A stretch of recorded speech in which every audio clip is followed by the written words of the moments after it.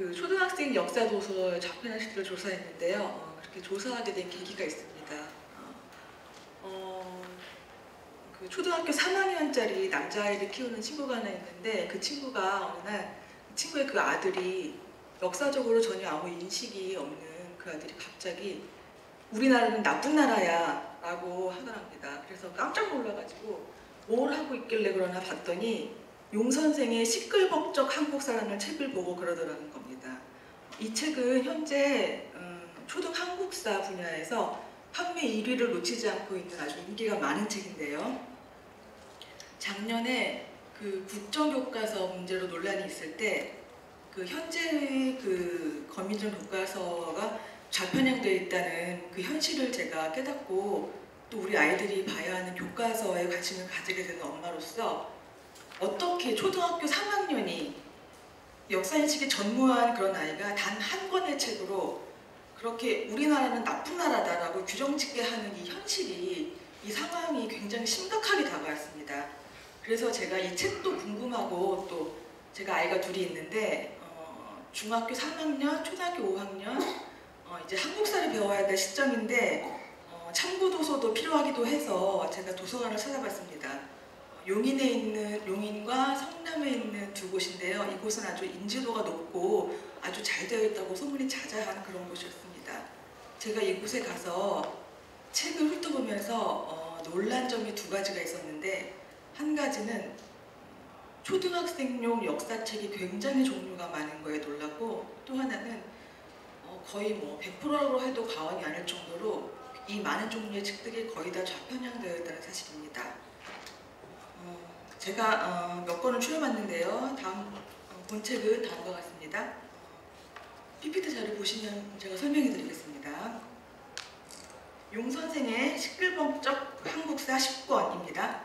선한 이미지의 선생님과 친근한 캐릭터의 아이들이 등장하여 이야기를 이끌어갑니다. 아이들 눈높이에서 호기심과 질문들 그 자체가 책을 읽는 어린 독자들로 하여금 자연스럽게 공감대를 형성하여 동조하게끔 만드는 장치가 됩니다. 사회주의, 공산주의 대립개념으로 자유민주주의 대신 자본주의라고 기술하고 있는데, 자본주의의 문제점은 언급하면서 사회주의, 공산주의의 부작용과 폐해는 언급하고 있지 않습니다.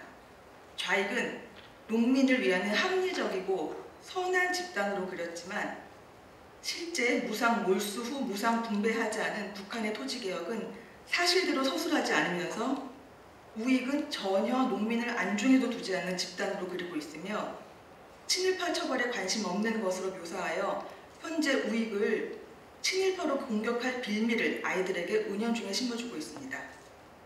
김구는 분단이 웬 말이냐로 이승만은 대통령은 나밖에 없어 라는 식으로 묘사하고 있습니다.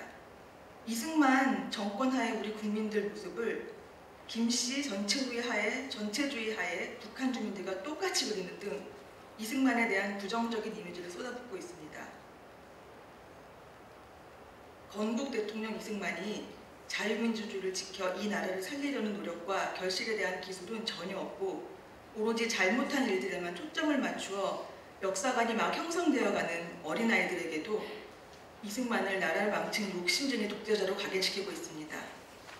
박정희에 대한 기술도 역시 마찬가지로 지금까지 세계적으로 격찬받고 있는 새마을운동에 대해 부정적인 모습을 더 강조하는 듯한 그림이 인상적입니다. 이 책에는 현재 논란의 중심에 있는 국가인권위원회도 국민의 자유와 인권을 보장하는 일을 도맡아 하고 있는 듯이 미화하고 있습니다. 다른 책들을 보면 그래도 용 선생은 비교적 덜 치우친 편이구나 싶습니다. 좌편향 단체로 유명한 전국 역사교사 모임에서 만든 책들 중 저의 눈에 띈 책들만 해도 행복한 한국사 초등학교, 초등학생을 위한 맨 처음 한국사, 초등학생을 위한 맨 처음 근현대사, 어린이 살아있는 근현대사 교과서, 그리고 어린이 살아있는 한국사 교과서 등 5권이나 됩니다. 다음은 어린이 살아있는 한국사 교과서 5권입니다.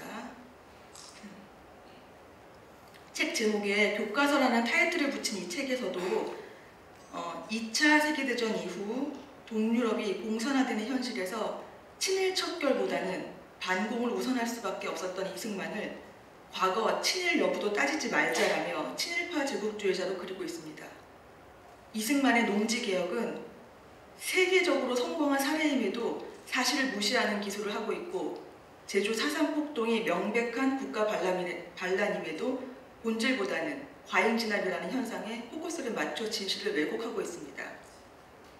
전후 폐허나 다름없었던 우리나라에 원조를 해준 미국이 어차피 남는 것을 준 것뿐이라며 폄하하고 있으며, 원조가 경제발전을 더디게 만든 원인이라고 서술하고 있습니다. 전쟁 당시의 상황은 안중에도 없고 정부가 국민보다 먼저 도망갔다고 어이없어하는 기술이 있는데, 세계 어느 나라 대통령이 전쟁이 났는데 국민보다 먼저 적에게 죽임당하는 것을 올바른 소득이라고 할지 의문이 듭니다. 나라를 어떻게든 일으켜보겠다고 발버둥친 지도자는 민족의 고통을 헐값에 팔아넘긴 나쁜 이미지로 묘사되고 있습니다. 온통 독재와 부정부패의 역사 투성이고 그에 맞선 민주화 운동만이 절대 가치인 듯 그려져 있습니다. 세계를 놀라게 한 경제성장도 오직 노동자와 농민들의 노력 덕분이라고 기술하고 있습니다. 진정 대한민국이 독재와 부정부패로 얼룩진 역사라면 어떻게 단시간에 경제성장과 민주화를 동시에 이룬 대표적인 국가로 칭송받을 수 있었겠습니까? 정말 그들의 말대로 오늘날의 대한민국이 기업가들의 헌신과 국가의 뒷받침 없이 오로지 노동자와 농민의 노력으로만 이루어진 성과란 말입니까? 수백만의 아사자를 낳은 북한의 열악한 인권 현실은 안중에도 없고 오로지 북한을 긍정적으로 묘사하기에 바쁩니다. 그럼 어떻게 저들이 말하는 합리적이고 선한 공산주의 체제의 북한에서 수많은 아사자를 양산하고 어느 나라에도 없는 극악한 정치범 수용소가 존재할 수 있을까요? 역사를 잘 알지는 못하지만 어떻게 나쁜 나무에서 좋은 열매를 맺을 수 있고 좋은 나무에서 나쁜 열매를 맺을 수 있겠습니까? 이러한 진실을 무시하고 아이들에게 거짓 역사관을 심어주고 있는 현실이 엄마인 저희로 이 자리에 서게 했습니다. 이번엔 저와 전혀 생각이 다른 엄마의 또 다른 글을 소개합니다. 한국사 편지입니다. 이 책은 일부 학교에서 교과서 대신 교재로 삼아 수업을 할 정도로 정평이 난 책일 뿐 아니라 초등학생 필독도서 목록에서 절대 빠지지 않는 책입니다. 엄마가 딸에게 쓴 편지글 형식인데 내용을 사진을 보세요. 사진을 보시면 그 얼굴에 체두탄이 박혀서 죽은 사진인데, 아무리 사실이지만 초등학생이 이런 폭력적인 사진을 굉장히 많은 도서에 거의 다 많이 노출시키고 있고요.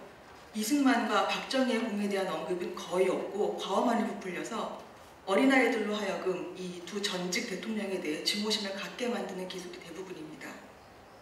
전태일은 민족의 영웅처럼 묘사되어 있고 다루어진 분량도 방대합니다.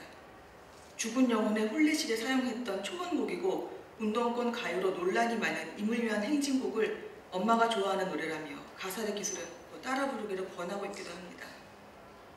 사회주의란 무엇인가를 언급하면서 민주주의는 사회주의에도 있을 수 있고 자본주의에도 있을 수 있다는 식으로 미화하고 있고 사상 최악의 전체주의인 북한에 대해서는 매우 호의적으로 묘사하고 있습니다.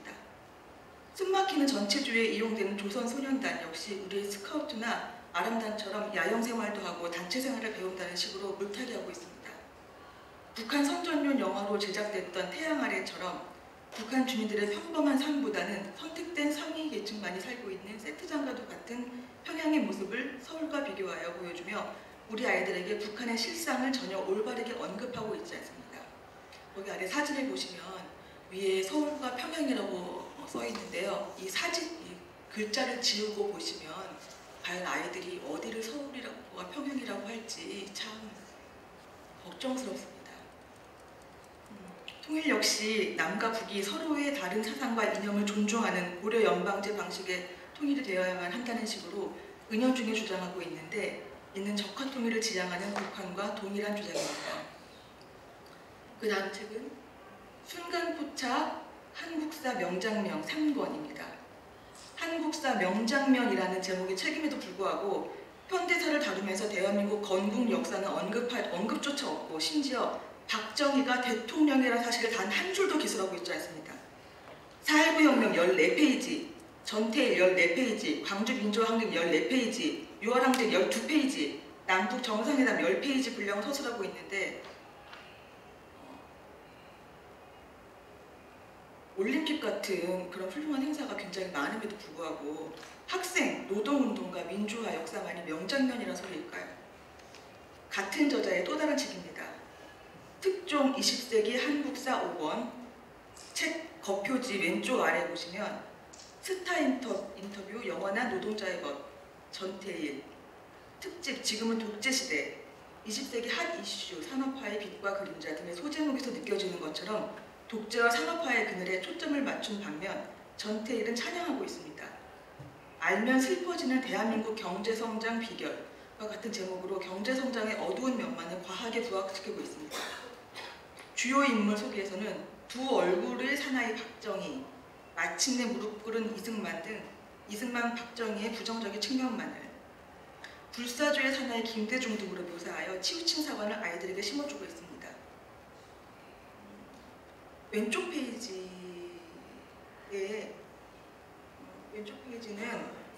박정희로 인해 민주주의는 질식 상태에 빠졌고 인권은 어두운 구렁텅이에 처박혔다며 기술하고 있고 오른쪽 페이지는 역대 최악의 독재자로 못 박았고 수출의 산업화 시대의 신생 종교이며 박정희가 교주라는 식으로 기술하고 있습니다.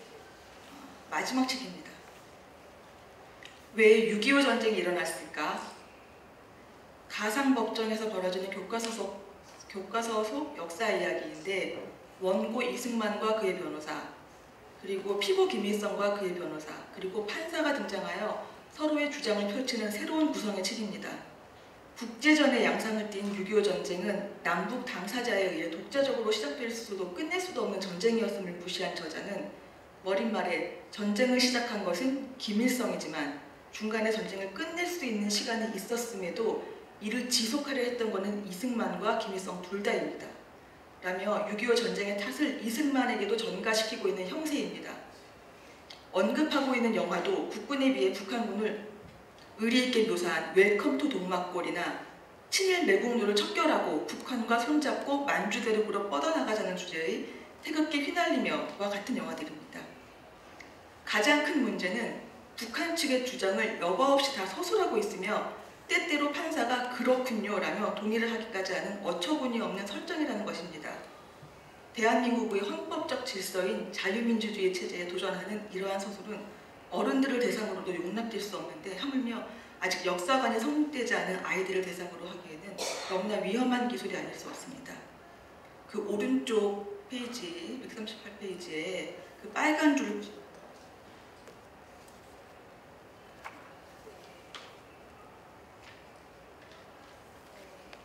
결국에는 이 모든 것이 다 남한 탓이라는 그런 서술입니다. 결국에는 판결문을 통해 6.25 전쟁이 김일성의 의지만으로 일어난 것이 아니라며 북한에게 은근슬쩍 면죄부를 주고 있습니다. 제한된 시간으로 인해서 도서들을 다 보여드릴 수 없어 아쉽지만 오늘 사진으로 보여드리는 책들은 실제 하는 양의 3분의 1이라고 자료에는 써있지만 실제로 5분의 1 정도로 밖에 안 될 정도로 아주 방대한 양입니다.